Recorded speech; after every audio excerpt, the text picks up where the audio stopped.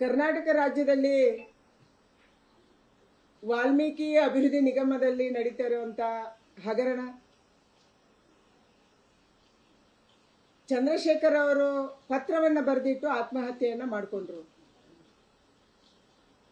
ಚಂದ್ರಶೇಖರ್ ಅವರಿಗೆ ವಾಲ್ಮೀಕಿ ಅಭಿವೃದ್ಧಿ ನಿಗಮದ ಹಣವನ್ನ ಯೂನಿಯನ್ ಬ್ಯಾಂಕ್ ಅಲ್ಲಿ ಇಟ್ಟು ಅದನ್ನು ಬೇರೆ ಬೇರೆ ಕಂಪನಿಗಳಿಗೆ ಶಿಫ್ಟ್ ಮಾಡಬೇಕು, ಟ್ರಾನ್ಸ್ಫರ್ ಮಾಡಬೇಕು ಅನ್ನುವಂತ ಒತ್ತಡ ಬಂತು. ಈ ಒತ್ತಡ ಅವ್ಯವಹಾರ ಅನ್ನುವಂಥದ್ದು ಅವರಿಗೆ ಅನ್ನಿಸ್ತು. ಆ ಕಾರಣಕ್ಕಾಗಿ ಒಬ್ರು ಪತ್ರವನ್ನು ಬರೆದಿಟ್ಟು ಆತ್ಮಹತ್ಯೆಯನ್ನ ಮಾಡಿಕೊಂಡ್ರು. ಅವರ ಆತ್ಮಹತ್ಯೆಯ ಕಾರಣಕ್ಕಾಗಿ ಈ ಒಂದು ಹಗರಣ ಬೆಳಕಿಗೆ ಬಂತು. ಇವತ್ತು ವಾಲ್ಮೀಕಿ ಅಭಿವೃದ್ಧಿ ನಿಗಮದಲ್ಲಿ ಯಾವ ಬಡವರಿಗಾಗಿ, ಬಡವರ ಮಕ್ಕಳ ಶಿಕ್ಷಣಕ್ಕಾಗಿ, ಅವರಿಗೆ ಮನೆ ಕಟ್ಟುವುದಕ್ಕಾಗಿ, ಅವರ ಬೋರ್ವೆಲ್ಗಾಗಿ ಹಣವನ್ನು ಇಡಲಾಗಿತ್ತು. ಈ ಹಣವನ್ನ ಕಾಂಗ್ರೆಸ್ ಪಾರ್ಟಿ, ಕಾಂಗ್ರೆಸ್ಸಿನ ಸರ್ಕಾರ ತೆಲಂಗಾಣದ ಚುನಾವಣೆಗೆ ಖರ್ಚು ಮಾಡಿದೆ ಅನ್ನುವಂತ ಒಂದು ಸಂಶಯ ನಮ್ಮನ್ನು ಕಾಡ್ತಾ ಇದೆ.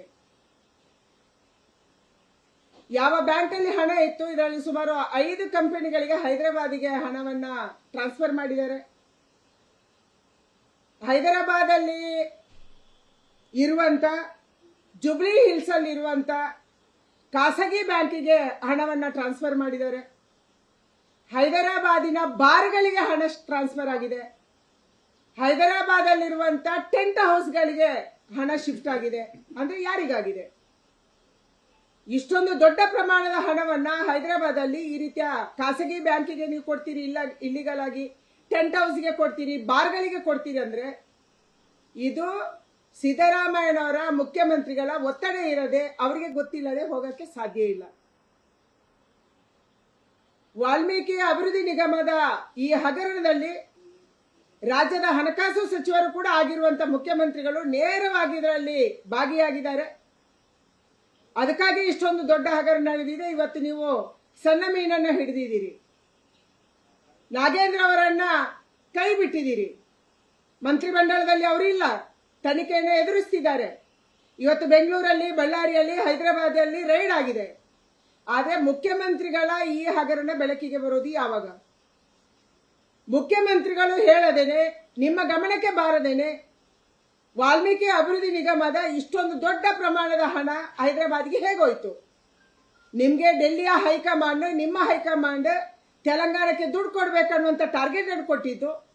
ಆ ಟಾರ್ಗೆಟಿನ ಪರಿಣಾಮವಾಗಿ ಬಡವರ ಹಣ ಇವತ್ತು ಹೈದರಾಬಾದಿನ ಚುನಾವಣೆಗೆ ಹೋಗಿದೆ.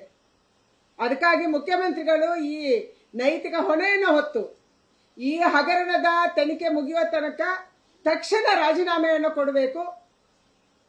ಅದರ ಜೊತೆಗೆ ಇವತ್ತು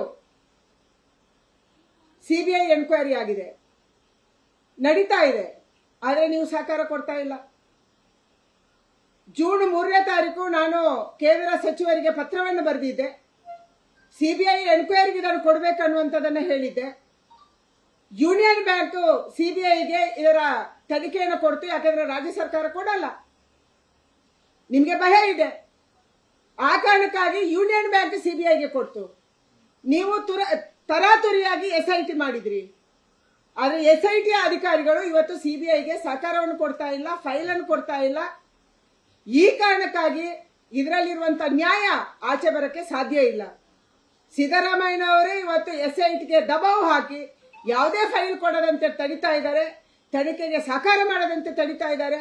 ಅದಕ್ಕಾಗಿ ನಾನು ಆಗ್ರಹ ಮಾಡ್ತೀನಿ, ಸಿದ್ದರಾಮಯ್ಯನವರು ತಕ್ಷಣ ರಾಜೀನಾಮೆಯನ್ನು ಕೊಡಬೇಕು, ತನಿಖೆಯನ್ನು ಎದುರಿಸಬೇಕು. ಮತ್ತು ಯಾವ ಬಡವರಿದ್ದಾರೆ, ವಾಲ್ಮೀಕಿ ಅಭಿವೃದ್ಧಿ ನಿಗಮದ ಬಡವರಿದ್ದಾರೆ, ಅವರಿಗೆ ನ್ಯಾಯ ಸಿಗಬೇಕು. ಚಂದ್ರಶೇಖರನ ಆತ್ಮಕ್ಕೆ ಶಾಂತಿ ಸಿಗಬೇಕು ಅಂದ್ರೆ ಸಿದ್ದರಾಮಯ್ಯನವರು ರಾಜೀನಾಮೆ ಕೊಟ್ಟು ತನಿಖೆ ಎದುರಿಸಬೇಕನ್ನುವಂತ ಆಗ್ರಹವನ್ನು ನಾನು ಮಾಡ್ತಾ ಇದ್ದೀನಿ. ಗ್ಯಾರಂಟಿ ಯೋಜನೆಗಳಿಗೆ CSP ಮತ್ತೆ TSP ಹಣ ಎಲ್ಲ ಬಳಕೆ ಮಾಡಿಕೊಂಡಿದ್ದಾರೆ ಅಂತ ಒಂದು ಆರೋಪ ಇತ್ತು. ಈಗ ರಾಷ್ಟ್ರೀಯ ಆಯೋಗ ಕೂಡ ಮಧ್ಯಪ್ರವೇಶ ಮಾಡಿದೆ, ಹೋಲ್ಡ್ ಮಾಡಿಸಿದೆ. ಅಲ್ಲ, ಕರ್ನಾಟಕದಲ್ಲಿ ಕೇವಲ ವಾಲ್ಮೀಕಿ ಅಭಿವೃದ್ಧಿ ನಿಗಮ ಅಲ್ಲ, ನನಗೆ ಬಂದಿರುವಂತ ಮಾಹಿತಿ, ಅದರ ಸತ್ಯ ಮಾಹಿತಿಯನ್ನು ಆಧರಿಸಿ ನಾನು ಬರುವಂತ ದಿನದಲ್ಲಿ ಮಾತಾಡ್ತೀನಿ. ಬೇರೆ ಬೇರೆ ಅಭಿವೃದ್ಧಿ ನಿಗಮಕ್ಕೆ ಏನೋ ಹಣವನ್ನ ಮೀಸಲಾಗಿಟ್ಟು ಅದೆಲ್ಲವನ್ನ ಕೂಡ ಈ ರೀತಿ ಟ್ರಾನ್ಸ್ಫರ್ ಮಾಡಿದ್ದಾರೆ ಅನ್ನುವಂತ ವರದಿ ಇದೆ.